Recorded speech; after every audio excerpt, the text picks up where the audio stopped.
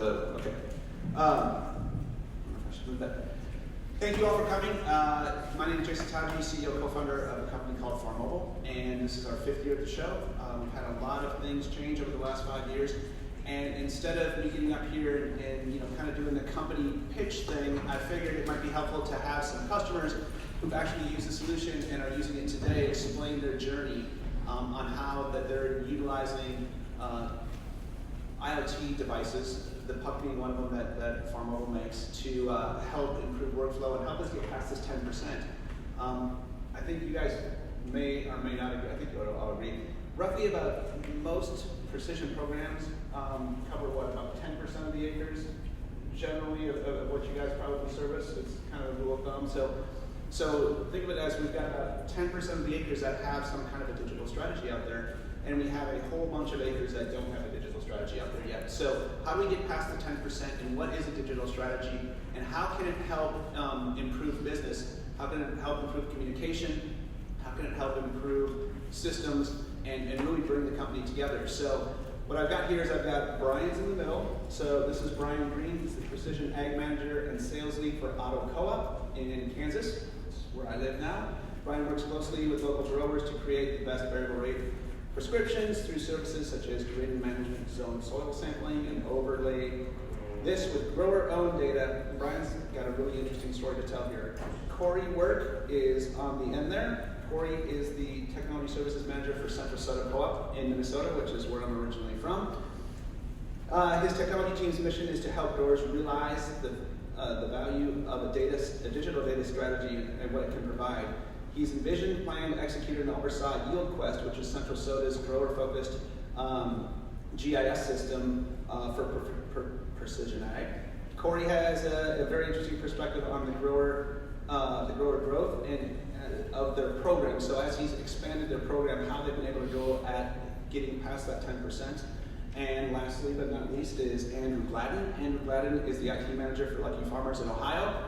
And you may or may not know that Ohio growers and ag businesses are challenged by the nutrient management issues related to the Great Lakes. And so we had a really interesting discussion last night around Andrew's really passionate about the lake because he likes to go to the lake. Okay, so he works in the business that might take a lot of heat for some of the challenges they have in the lakes, but he's also really passionate about being able to document and help create solutions that really, I think are going to be important for all of us in this room and for the entire industry as we go forward. So Lake Erie is what we're talking about there when we talk about the Great Lakes.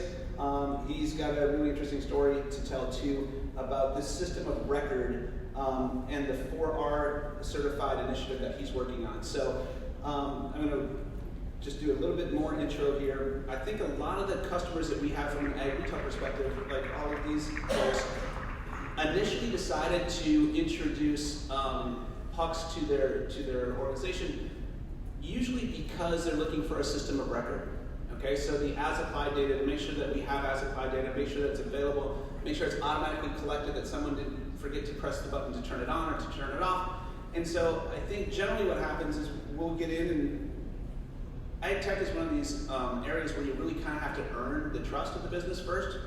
And I think we start on with usually a handful of pucks at just about every one of your organizations.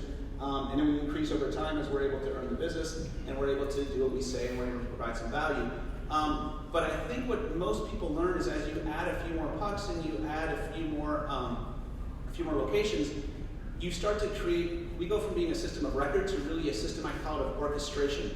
And what I mean there is you're able to see the machines moving around, and when the tender truck's a little bit late, you're able to reroute someone, and it's all in an effort to be able to maximize the machine time that's actually working and reduce idle time and be able to reduce travel time.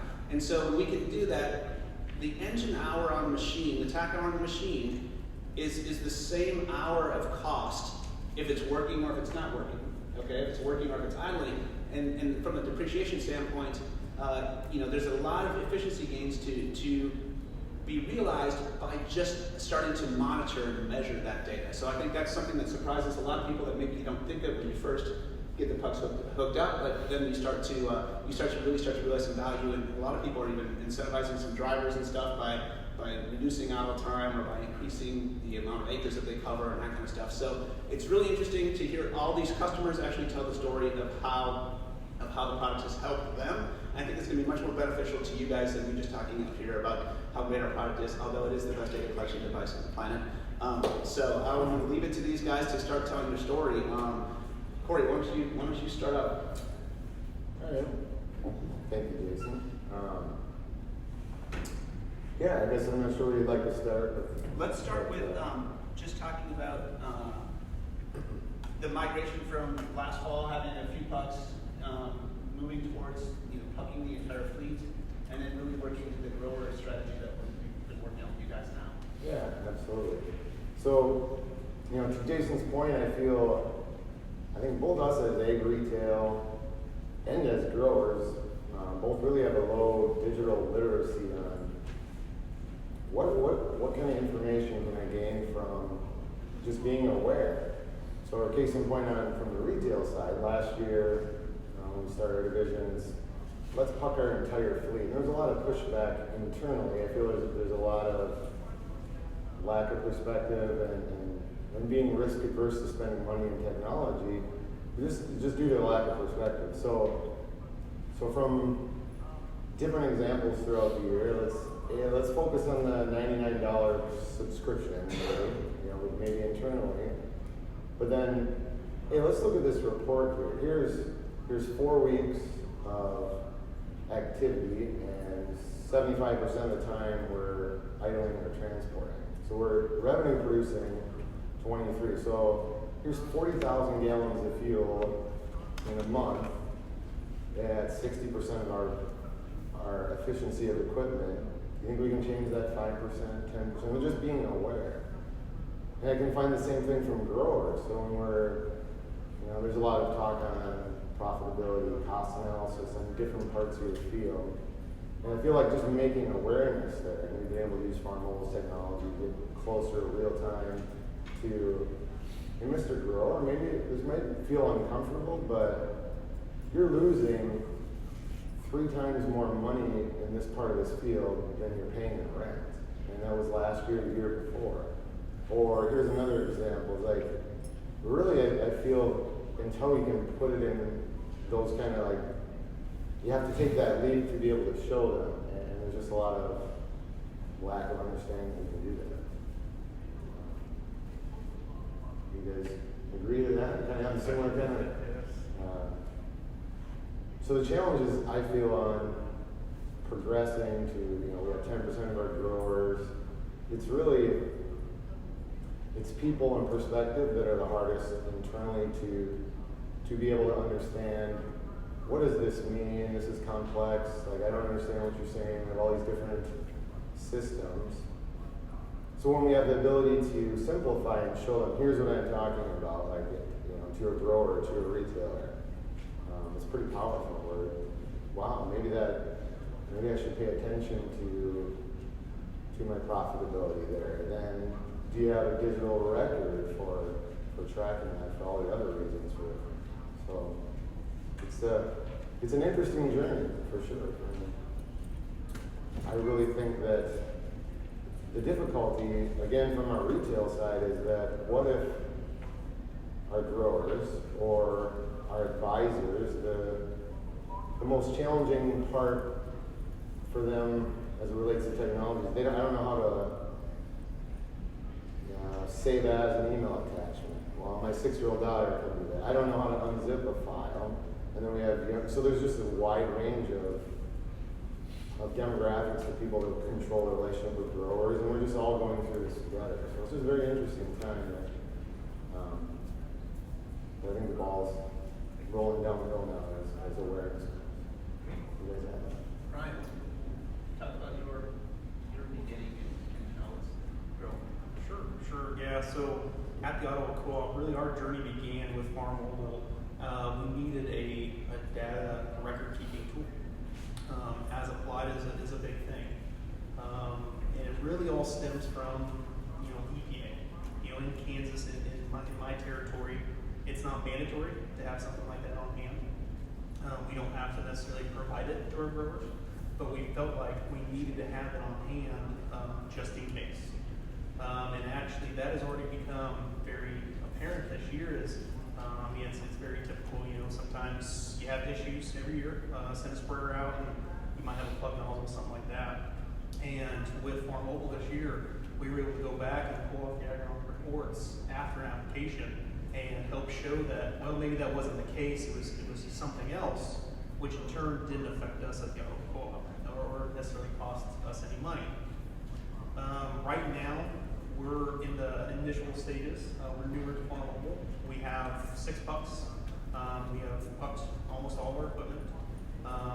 It has been a very positive result so far.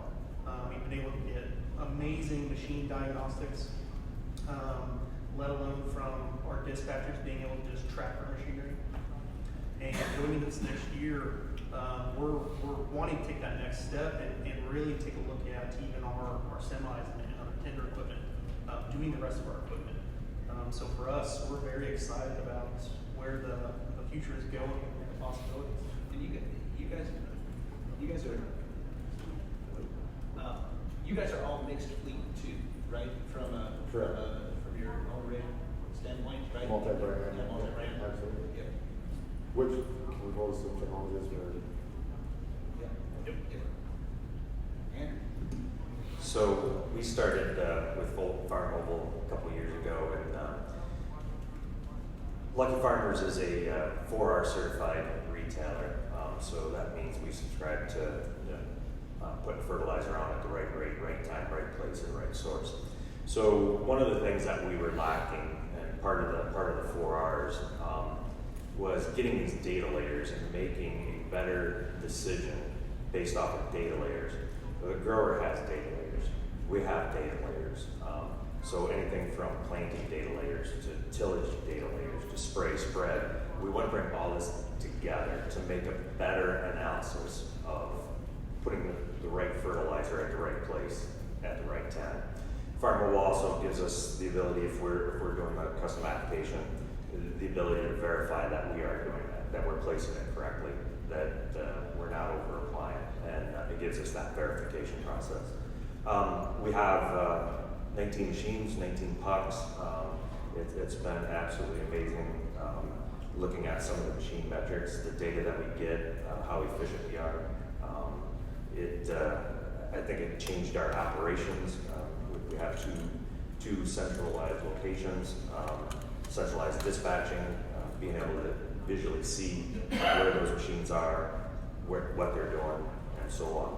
So it's been a great partnership.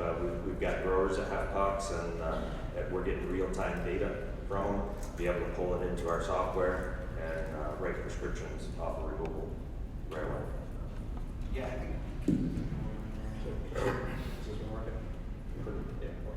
I think it's pretty exciting to talk about the coordination of when you talk about the grower pucks and then the retail pucks of being able to, I think as an industry we generally used to work in harvest season, right? Then we finish harvest season and we go into applicating season, and we try to get as much data as we can from the machines, and we try to run it through SMS or some other cleaning tool, which takes a little while, and then we try to run it in the Precision Ag software to get the rec, and then we try to get the recs back out. But we were doing it in season, so when you finished, your 50 fields, then you go and have a conversation with the ag retailer. And I think what we're really excited about this year, and this is probably a really highlighted year of this, you're going to have less time this year to get the St. Laurent fertilizer down that you're supposed to get down every year, right?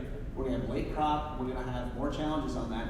And the coordination to know that when I, as a grower, finish 2 or 3 fields, that data can automatically go to my trusted advisor, and we can automatically write those recs. We're no longer talking about seasons, right? We're talking about a coordinated effort to go from grower machine harvest information directly to retailer to be able to clear samples and to be able to go out and start to apply the fertilizer. And I think that's going to be able to lengthen the opportunity to your applicating window this fall. And I think it's going to be really important. I think we're going to see a lot of people increase their amount of devices over the next few years because of that type of coordination. So that's pretty exciting in an environment like this when you can get that coordination to automatically happen back and forth. So we're really looking forward to that. I'm just curious to hear if you guys have any comments about that. Shaking your head, I just kind of set it off, right? No, I think you're absolutely right, Jason. So, the ability, just the efficiencies that can be gained by more of that real-time decision.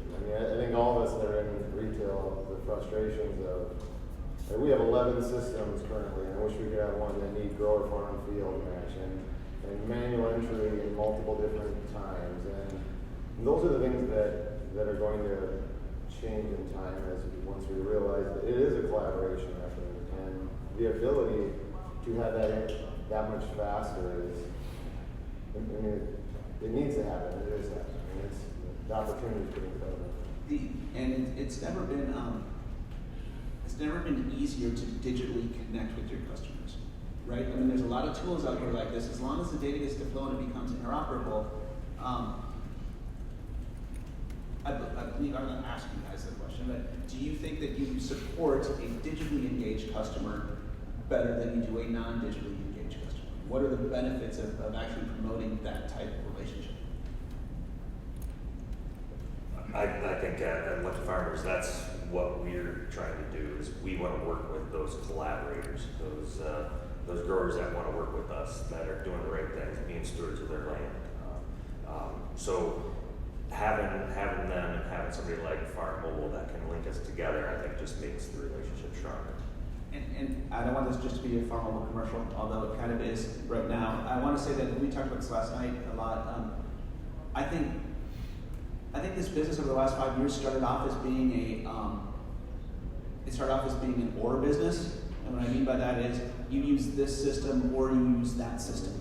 And I think that was a really short-sighted view by a lot of the companies to try to figure out, we're going to do it all, and our data is you're going to have to use this or this, and not both.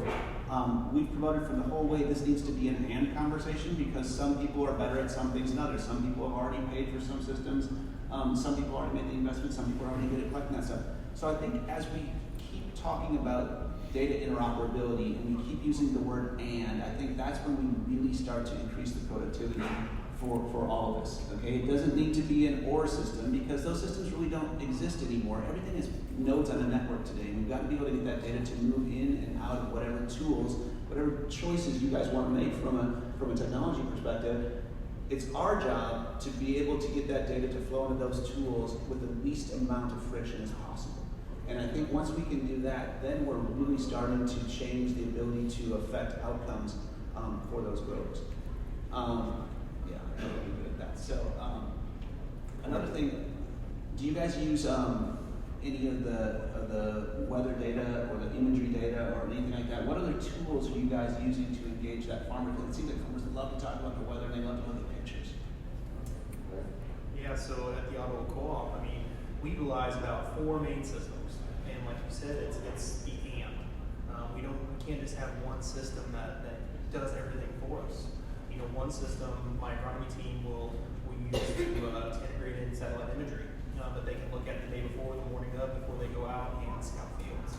They can make notes on them and pull those same notes up on their iPad and GPS out to them. We have other systems that help our local growers collect yield data, and that's the tougher portion of this equation. Continue on mobile, but the puck that they utilize is really helping bridge that equipment compatibility gap. At least in my territory, maybe others can agree with this. We just have so much old equipment, or just equipment that just doesn't have a GPS or a yield monitor to it, and that is the biggest challenge currently right now.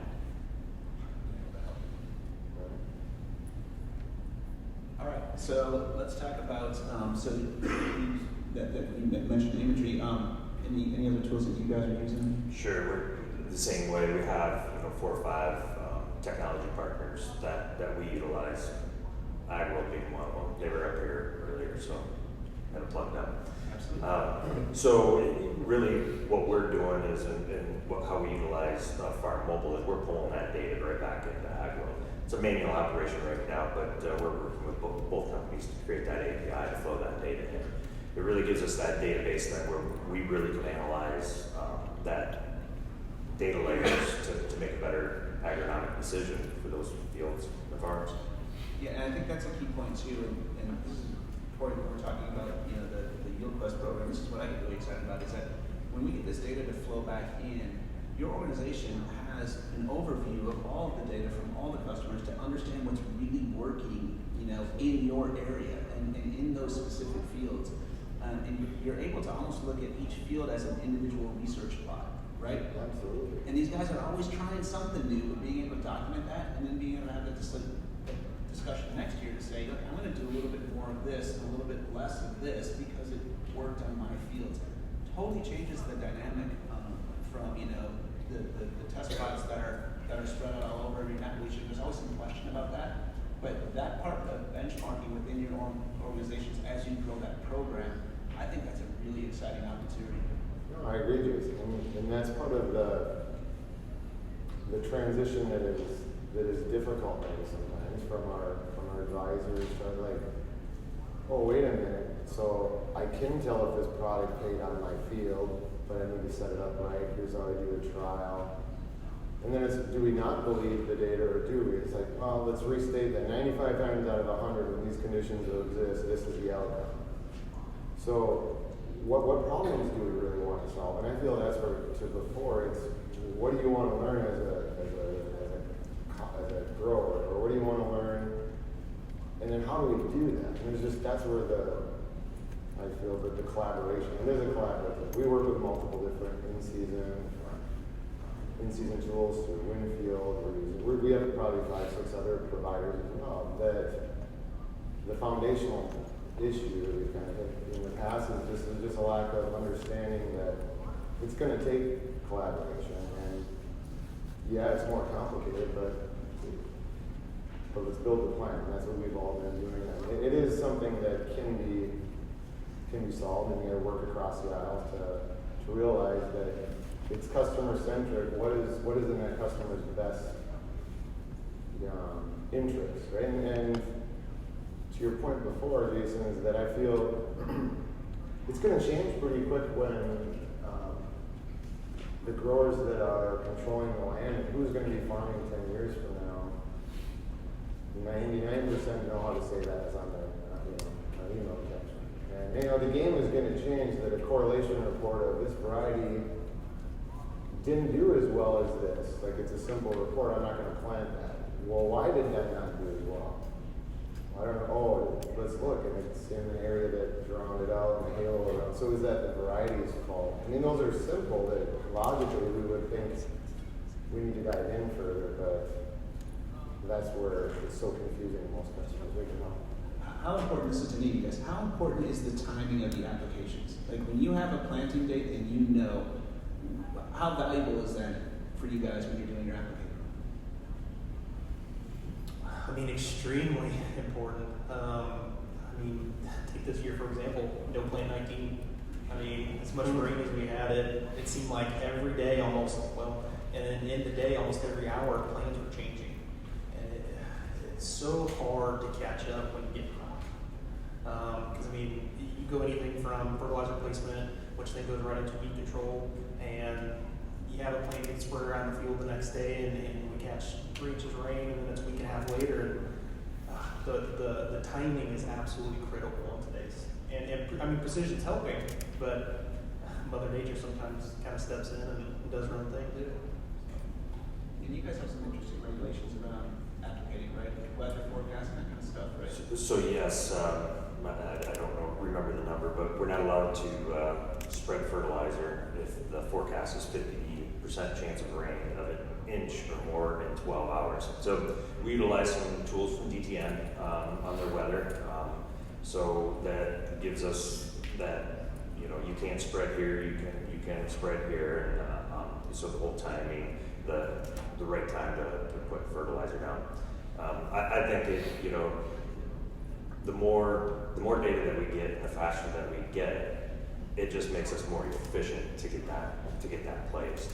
And when you have to go out and grab flash drives from the growers, and you get back to your office and there's no data on that flash drive, and you got to go back to the grower, that's just inefficient. And so Farm Mobile's bridging that gap for us. Do you want to see if we get some questions? Any questions out there for this panel? We were that strong. Yeah, that thorough. Well, I have one. You guys talked about how you're improving the efficiency of your company's operation using the GPS timestamp. Personally, 20 years ago when we realized that there was a GPS timestamp included in the data stream, I thought by now many more growers would be utilizing that to look at field efficiency. I recall bringing a farmer some data on their field efficiency. The question the farmer asked is, don't I need another combine? And we looked at their data and we showed it to them and said, no, looks like you're not utilizing it very well. It's a brand new combine, how much that costs to run an hour? The farmer turned to us and said, well, that's not our data. We don't take a lunch break that long. And I said, wait, it's your data. And also, the grain handling facility, in this case, that farm operation, they were hampered by their grain handling. So, my question to you is, how many of your growers are utilizing the GPS timestamp that's built into the data you're collecting? Well, we have a few growers on there, and they're getting that data on the dashboard now, but before it was in a report that was emailed them. So it tells them their efficiency, how much working time, how many acres they got, how more efficient it could be if they could keep working, and how many acres they could get done in an hour. And so they're utilizing that. There's other companies that link off the data too that will give that grower the insights on when's the best time to get a new combine, when's the best time to return on investment and stuff like that. So we've talked to other software companies that can piggyback off of what Farm Mobile is doing. So we're still working with the growers on that, but it'll be a great opportunity for them.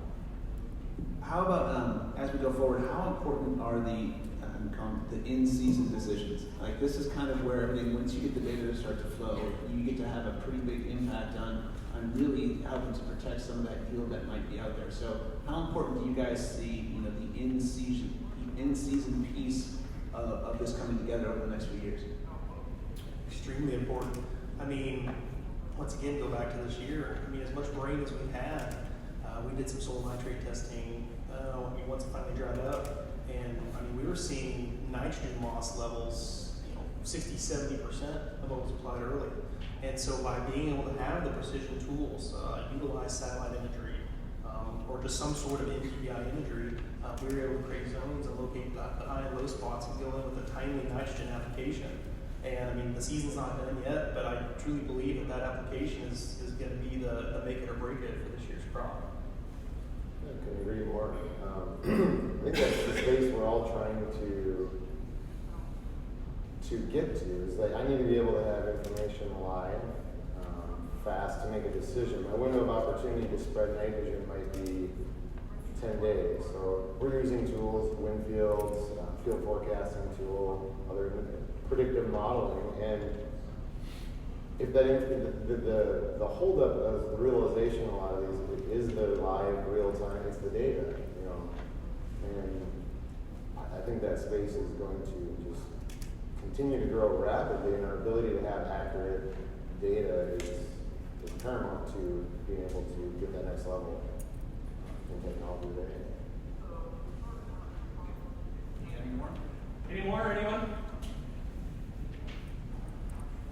Well, it's been a long couple days, but let's again thank Jason, Andrew, Brian, and Koery for their participation and sharing with us their